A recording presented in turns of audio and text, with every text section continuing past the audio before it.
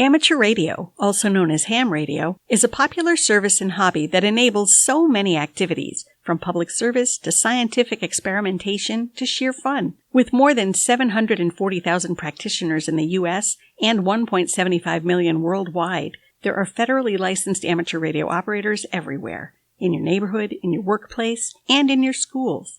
People just like you use ham radio to communicate without relying on the internet or a cell phone network, and it can go wherever you go. You can hike a trail, climb a mountain, or paddle a river, and take your radio with you. Ham radio even reaches as far as outer space.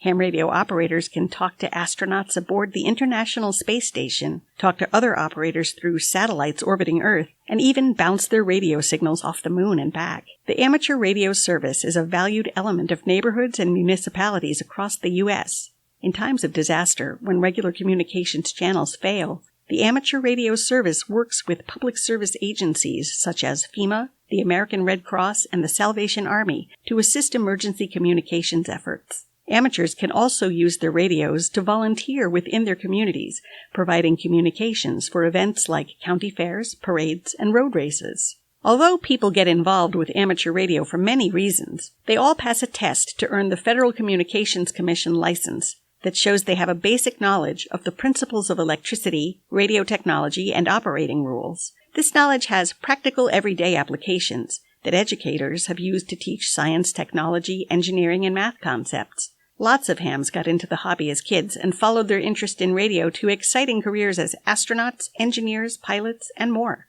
The ham radio frequencies begin just above the AM broadcast band and extend into extremely high microwave frequencies. Ham radio operators use these frequencies to communicate with each other using microphones, Morse code, and even by interfacing a radio with a computer or tablet to send data, text, or images. Some compete in contests, trying to make the most radio contacts within a certain time frame. Amateur radio has been around for over 100 years, and the technology behind it continues to evolve and advance today. Operators are always finding new ways to explore amateur radio, experimenting with digital applications of this technology through things like coding, mobile apps, and drones. To learn more about the endless possibilities of amateur radio, where the technology is headed, and how you can get involved, visit ARRL, the National Association for Amateur Radio, at www.arrl.org.